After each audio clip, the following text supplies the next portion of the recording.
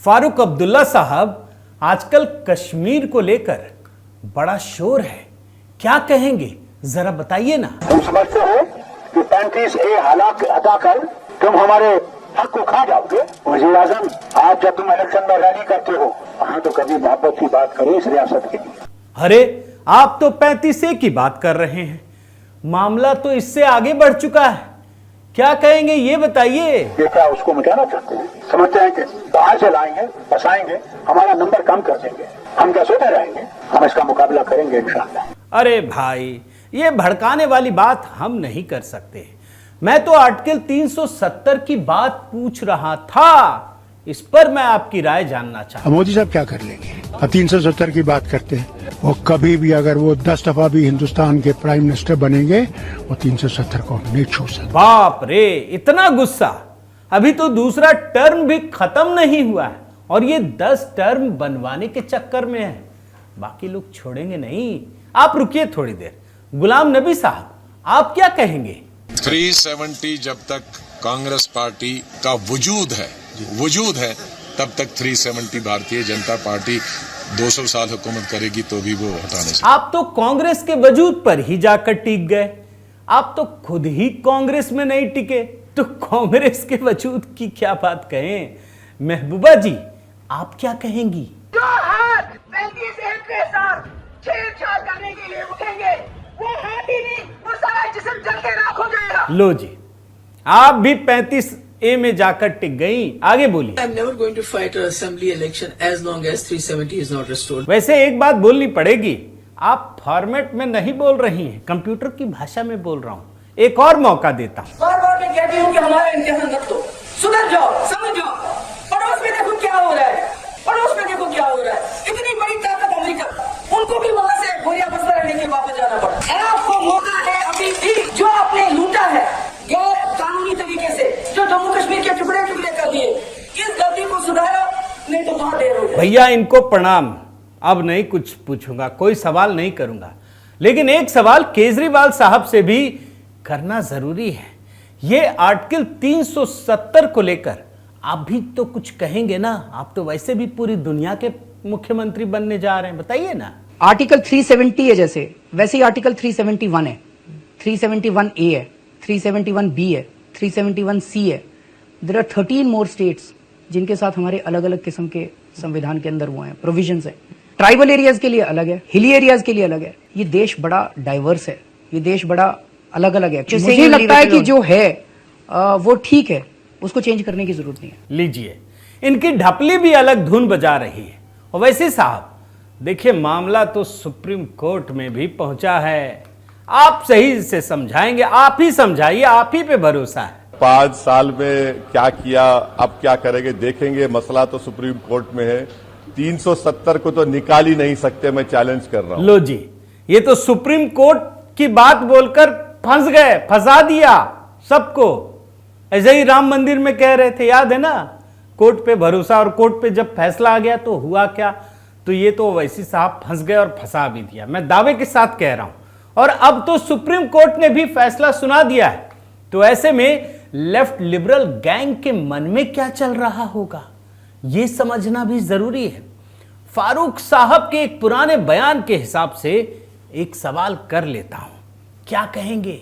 कबूल है, कबूल है, कबूल है। उन्होंने आर्टिकल 370 को लेकर ये कहा कि हमें ये कबूल नहीं है, और जब तक आप आर्टिकल 370 को रिस्टोर नहीं करेंगे, हम रुकने वाले नहीं। अल्लाह करे कि उनके इस जोर से हमारे लोगों को मदद मिले और हमारा ये 370 और 35A रिस्टोर हो। अच्छा, वैसे एक बात बोलूं दोस्तों, कोई भी बातचीत दिग्विजय जी से बातचीत किए बिना पूरी नहीं हो सकती। ये तो साहब किसी को भी बोल देते हैं, तो पूछना पड़ेगा ना, क्यों दिग्विजय साहब, आप भी बोलिए। The decision of revoking Article 370 and reducing the statehood of J&K is extremely, I would say, sad decision, and the Congress party would certainly have to have a relook on this issue. वैसे एक बात बताऊं दोस्तों, इन सब से ऊपर तो कपिल सिब्बल हैं। वो तो ब्रेग्जिट की तरह जनमत संग्रह करवाने की मांग कर रहे थे, और वो भी सुप्रीम कोर्ट के भीतर। याद है ना, पूरा वीडियो दिखाया हूं आपको करके, क्या क्या नहीं कहा था। एक छोटा बयान वो भी जरूरी है, आज सुन लीजिए। Well, your lordships will remember Brexit. What happened? In Brexit, what happened? There was no constitutional provision seeking a referendum. But when you want to sever a relationship which has been entered into, you must ultimately seek the opinion of the people. Because people are central to this decision. तो देखा आपने दोस्तों, स्थिति ये बना दी गई थी कि कोई भारतीय सोच भी ना सके कि आर्टिकल 370 को हटाया भी जा सकता है। मगर सुप्रीम कोर्ट आते आते सब कुछ हवा हो गया। फाइनल मुहर, जी हां फाइनल मुहर। ये जिस तरीके से हर मुद्दे को भटकाते हैं, अटकाते हैं और गलत फहमी फैलाते हैं, सुप्रीम कोर्ट में भी फाइनल मुहर लग गया है। और आज मैं इसी को डीकोड कर रहा हूं।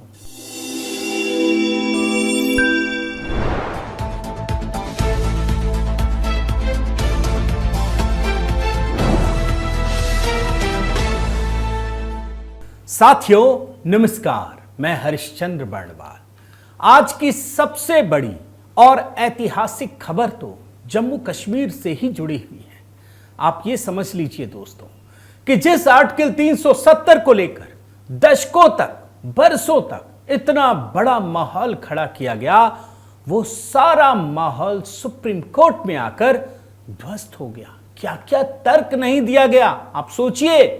कई वीडियो दिखा चुका हूं, ऐसी ऐसी बातें, लेकिन सुप्रीम कोर्ट ने अपने फैसले में साफ कर दिया कि आर्टिकल 370 वाकई एक अस्थायी प्रावधान ही था और उसे खत्म किया जाना एक सही कदम था। अब इस महत्वपूर्ण फैसले की कुछ महत्वपूर्ण बिंदुओं को आप समझ लीजिए। 2019 में मोदी सरकार ने जिस प्रकार जम्मू कश्मीर की विशेष स्थिति को रद्द की थी, उसे पूरी तरह से सुप्रीम कोर्ट ने वैध बताया है। अदालत ने माना है कि जम्मू कश्मीर राज्य की कोई आंतरिक संप्रभुता नहीं थी और भारतीय संविधान को जम्मू कश्मीर राज्य में लागू करने के लिए राज्य सरकार की सहमति की आवश्यकता नहीं थी। सुप्रीम कोर्ट ने दोस्तों याचिकाकर्ताओं की उन दलीलों को खारिज कर दिया कि राष्ट्रपति शासन के दौरान केंद्र द्वारा कोई अपरिवर्तनीय कार्रवाई नहीं की जा सकती। कुछ महत्वपूर्ण बिंदु आपके सामने रख रहा हूं दोस्तों, और इसीलिए पुराने बयान आपको सुना दिए ताकि वो सारा संदर्भ समझ में आ सके। चीफ जस्टिस ऑफ इंडिया ने कहा कि राष्ट्रपति शासन के दौरान राज्य की ओर से केंद्र द्वारा लिए गए हर फैसले को चुनौती नहीं दी जा सकती। जम्मू कश्मीर के पास देश के अन्य राज्यों से अलग कोई आंतरिक संप्रभुता नहीं है। जम्मू कश्मीर भारत का अभिन्न अंग है और यह संविधान के अनुच्छेद 1 और 370 में स्पष्ट है। सीजेआई का यह भी कहना है कि संविधान का अनुच्छेद 370 अस्थायी था और इसे रद्द करने की राष्ट्रपति की शक्ति अभी भी मौजूद है। सीजेआई ने यह भी कहा कि राज्य में युद्ध की स्थिति के कारण अनुच्छेद 370 अंतरिम व्यवस्था थी। बड़े ध्यान से सुनिए दोस्तों, एक एक पॉइंट मैं अलग अलग तरीके से रख दे रहा हूं। जब जम्मू कश्मीर की संविधान सभा का अस्तित्व समाप्त हो गया, तो जिस विशेष शर्त के लिए अनुच्छेद 370 लागू किया गया था, उसका भी अस्तित्व समाप्त हो गया। आपको ध्यान है कि नहीं, इससे पहले क्या तर्क दिए जाते थे कि संविधान सभा तो रहा ही नहीं, अब 370 खत्म कैसे होगा। ले जी, बोल दिया सुप्रीम कोर्ट ने। इसीलिए मैंने ओवैसी का नाम लिया था, वो तो सुप्रीम कोर्ट की बात कर रहे थे ना। हालांकि सीजेआई ने यह भी कहा कि हम निर्देश देते हैं कि केंद्र शासित प्रदेश जम्मू कश्मीर में राज्य का दर्जा जल्द से जल्द बहाल किया जाए। सुप्रीम कोर्ट ने कहा कि हम संविधान के अनुच्छेद 370 को निरस्त करने के लिए संवैधानिक आदेश जारी करने की राष्ट्रपति की शक्ति के प्रयोग को वैध मानते हैं। बहुत ही क्लियर कट, जिसे कहते हैं ना शीशे की तरह साफ होना। इसके अलावा यूटी के रूप में, यूनियन टेरिटरी के रूप में लद्दाख के पुनर्गठन को बरकरार रखा गया। आप सारे फैसले देख लीजिए। आर्टिकल 370 को लेकर यह फैसला किसने सुनाया, यह भी आपको जानना चाहिए। संविधान पीठ ने। जी हां, इस संवैधानिक पीठ की अगुवाई खुद चीफ जस्टिस ऑफ इंडिया कर रहे थे। इस पीठ में सीजेआई डीवाई चंद्रचूड़ के अलावा justice Sanjay Kishan Kaul, justice Sanjiv Khanna, justice BR Gavai और जस्टिस सूर्यकांत थे। सुप्रीम कोर्ट ने इस मामले में 16 दिनों की लंबी सुनवाई की थी और उसके बाद यह फैसला 5 सितंबर 2023 को सुरक्षित रख लिया था। उसके बाद ही माहौल बनने लगा था। जो आज फैसले आए उसके बाद ऐसा माहौल बनाया, मैं किसी समय दिखाऊंगा आपको कि क्या हो जाएगा। लेकिन आज क्या हुआ मैं वो भी आपको दिखाता हूं। और खास बात जानते हैं क्या है दोस्तों कि 2019 में आर्टिकल 370 के विशेष प्रावधानों को खत्म किए जाने के बाद याचिकाओं की बाढ़ आ गई। और यहां तो पता है ना, हर आदमी एक याचिका लेके घूमता है। इसके बाद ऐसा माहौल बना दिया गया कि सुप्रीम कोर्ट में ये सारे बदलाव रद्द हो जाएंगे। और इन याचिकाओं में क्या किया गया, ऐसी चिंताएं जैसे मीडिया स्वतंत्र नहीं है, राजनीतिक नेताओं की हिरासत, घाटी में लॉकडाउन की चुनौतियां, इंटरनेट बंद है और भी बहुत कुछ। अब जब सुप्रीम कोर्ट में इतनी सारी याचिकाएं, इतनी सारी चीजें, इतने सारे नैरेटिव, फिर सुप्रीम कोर्ट ने सोचा क्यों ना एक संविधान पीठ का गठन कर दिया जाए। और इस फैसले में CJI जो चंद्रचूड़ है, एक और महत्वपूर्ण बात कही, वो भी जानना जरूरी है। हम निर्देश देते हैं, मैं पढ़ रहा हूं, भारत के चुनाव आयोग द्वारा 30 सितंबर 2024 तक पुनर्गठन अधिनियम की धारा 14 के तहत गठित जम्मू कश्मीर विधानसभा के चुनाव कराने के लिए कदम उठाए जाएं। राज्य का दर्जा जल्द से जल्द बहाल किया जाएगा। खुद सरकार ने कहा था कि हम फैसला करेंगे कि राज्य जल्द से जल्द जो बहाल होना है उसके बाद चुनाव का। और उसी बात की सुप्रीम कोर्ट ने पुष्टि की। इस फैसले में सुप्रीम कोर्ट ने यह भी माना कि संसद किसी भी राज्य से उसे केंद्र शासित में बदल सकती है और इसके लिए जम्मू कश्मीर पर कोई विशेष छूट नहीं है। अब जैसे ही सुप्रीम कोर्ट का फैसला आया, कुछ लोगों ने इस पर सवाल उठा दिए। मैं कुछ ट्वीट दिखाना चाहता हूं दोस्तों, आप देख लीजिए, ये भी मुसीबत में फंसेंगे। सागरिका घोष वरिष्ठ पत्रकार है। No institution in India is strong enough to withstand a super powerful executive armed with a massive majority। आप सोचिए, ध्यान में रखिएगा इन चीज़ों को, बहुत काम आएगा आगे। बहुत सारी चीज़ें होती है ना, supreme court, contempt of court. एक आरफा खानम का आपको ट्वीट दिखाता हूँ, ये भी पत्रकार हैं और ये तो क्या करती हैं जानते हैं। टू से the list, supreme court verdict on article 370 is disappointing. Favour में आ जाए तो सुप्रीम कोर्ट ने कह दिया, और अगर कानून के हिसाब से आए तो disappointing. But what sad and dangerous is that no one is surprised, no one expected anything better from the court. The faith of the people in the highest court, the hope for justice is diminishing with each passing day. बड़ा खतरनाक tweet है दोस्तों। जिस तरीके का इसमें narrative या माहौल खड़ा करने की कोशिश की है, इसको सचेत रहकर समझने की ज़रूरत है। और ये तो वही मैडम है ना जो कहती हैं अभी रणनीति बदल देते हैं। इनकी कौन कौन सी रणनीति कहाँ काम आती है समझ ही में नहीं आता। लेकिन मैं आपको दो ट्वीट दिखाकर, दो चीज़ें दिखाकर आपको ख़त्म करता हूँ, आपको समझाता हूँ। राहुल गांधी, उनके बिना तो सब कुछ बेकार है। उनका एक ट्वीट जो आर्टिकल 370 को खत्म करने के बाद किया गया था, पढ़ लीजिए।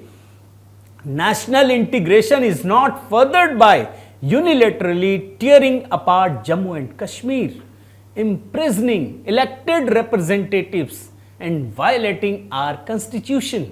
This nation is made by its people, not plots of land. This abuse of executive power has grave implications for our national security. मतलब कमाल है। जैसे बोलते थे ना नेहरू जी कि वो तो बेकार लैंड है, तो वही कॉन्सेप्ट है, वही नैरेटिव है। ये नेशनल इंटीग्रेशन की बात कर रहे हैं, जहां आर्टिकल 370 को लेकर आपने देश को ही टुकड़ों में बांटा हुआ था और 70 साल से यही नैरेटिव दे रहे थे कि आप हटा नहीं सकते। और किसी ने हिम्मत की तो उस पर सवाल उठाते थे। आज भी इनके दिल में, मन में यही है। मैं आपको लिख के दे सकता हूं। ये भले ना बोले, लेकिन इनकी सरकार अगर कभी अगले 10, 20, 50 साल में भी आ जाए ना, तो ये कोशिश करेंगे कि फिर से लागू कर दें और देश के हर कोने में लागू कर दें। लेकिन मैं खत्म एक पीएम मोदी के ट्वीट से करता हूं, बड़ा रिफ्रेशिंग है, पढ़ना चाहिए। आर्टिकल 370 हटाने को लेकर सुप्रीम कोर्ट का आज का निर्णय ऐतिहासिक है, जो 5 अगस्त 2019 को संसद में लिए गए फैसले पर संवैधानिक मुहर लगाता है। इसमें जम्मू कश्मीर और लद्दाख के हमारे भाई बहनों के लिए उम्मीद, उन्नति और एकता का एक सशक्त संदेश है। माननीय कोर्ट के इस फैसले ने हमारी राष्ट्रीय एकता के मूल भाव को और मजबूत किया है, जो हर भारतवासी के लिए सर्वोपरि है। मैं जम्मू कश्मीर और लद्दाख के अपने परिवारजनों को विश्वास दिलाना चाहता हूं कि आपके सपनों को पूरा करने के लिए हम हर तरह से प्रतिबद्ध हैं। हम ये सुनिश्चित करने के लिए संकल्पबद्ध हैं कि विकास का लाभ समाज के हर वर्ग तक पहुंचे। आर्टिकल 370 का दंश झेलने वाला कोई भी व्यक्ति इससे वंचित न रहे। आज का निर्णय सिर्फ एक कानूनी दस्तावेज ही नहीं है, बल्कि यह आशा की एक बड़ी किरण भी है। इसमें उज्जवल भविष्य का वादा है, साथ ही एक सशक्त और एकजुट भारत के निर्माण का हमारा सामूहिक संकल्प भी है। और हैशटैग दिया है नया जम्मू कश्मीर। क्या समझ में आता है दोस्तों? मैं कुल मिलाकर यही कहना चाहता हूं, किसी भी परिस्थिति में आप प्रधानमंत्री मोदी के संकल्प को देखिए, उनके ट्वीट को देखिए, उनके बयान को देखिए, आपको एक रिफ्रेशिंग झलक मिलती है उसकी, नया करने की, अपने परिवारजनों के प्रति चिंता की झलक मिलती है। इधर सिर्फ और सिर्फ नेगेटिविटी है। और सुप्रीम कोर्ट का आज का फैसला दोस्तों वाकई ऐतिहासिक है। उस लेफ्ट लिबरल गैंग के ऊपर करारा तमाचा है, जो माहौल बना रहे थे। पहले कह रहे थे हट नहीं सकता, जब हट गया तो बोल रहे थे कोर्ट में नहीं टिकेगा। अब क्या करेंगे, देखने की जरूरत है। बहुत बहुत धन्यवाद। आपसे निवेदन है साथियों कि आप मेरे इस चैनल को जरूर सब्सक्राइब कीजिए, लाइक कीजिए, शेयर कीजिए, कमेंट कीजिए और इस बेल आइकन को प्रेस करना मत भूलिएगा। नमस्कार।